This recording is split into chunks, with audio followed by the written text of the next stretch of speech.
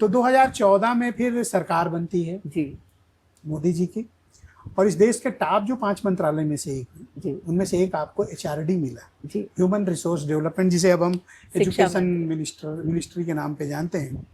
तो लोग कहते हैं बड़ी मीट्रिक राइज हुई आपकी, बहुत जबरदस्त राइज हुई, और लोग हतप्रभ थे। क्या हुआ था?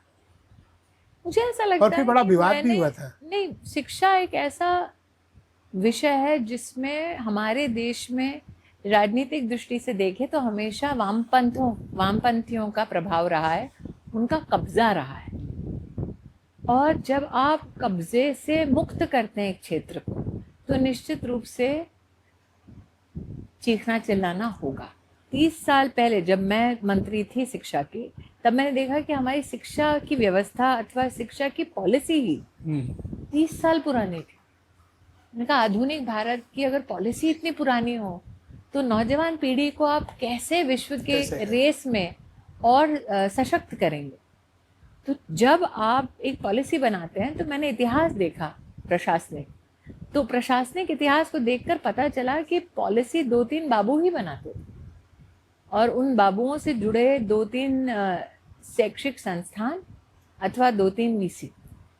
मैंने कहा जब 140 करोड़ का देश है, तो क्यों ना देशवासियों से पूछा जाए कि आपको किस प्रकार की शिक्षा की दरकार है। तो हमारे यहाँ एक विलेज एजुकेशन काउंसिल की प्रशासनिक और संवैधानिक व्यवस्था है, जिसमें हर गांव में शिक्षा की एक छोटी सी इकाई होती है।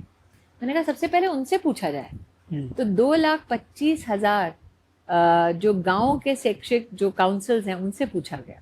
फिर मैंने कहा हर जिले में शिक्षा का ना सिर्फ एक अफसर होता है, बल्कि साथ ही पेरेंट टीचर की इकाई होती है, टीचर्स की यूनियन होती है, छात्रों की यूनियन होती है, जितने भी यूनिवर्सिटीज कॉलेजेस वहाँ चलते हैं उनका एक समूह होता है, सबसे पूछा गया। तो हमने हर जिले में अधिकारियों को आग्रह किया कि आप सबकी व्यवस्था कीजिए, सबका योगदान होना चाहिए। फिर हर प्रदेश के शिक्षा मंत्री, चाहे वो किसी भी पार्टी के हों, और मैं जिस मंत्रालय में शिक्षा मंत्रालय में थी, उस मंत्रालय में पहले सेवा दे चुके हर मंत्री, मतलब मैंने कपिल सिब्बल से भी बात की, पल्लव राजू से भी बात की, मैंने कहा आप सब जिन जिन लोगों ने इस देश की शिक्षा मंत्रालय में सेवा दी है, आप सबका भी इसमें योगदान होना चाहिए। हर सांसद, जिला पंचायत अध्यक्ष, हर विधायक, सबको स्वयं आग्रह किया, पत्र लिखा कि आप कृपया बताएं कि आपकी शिक्षा प्रणाली कैसे होनी चाहिए।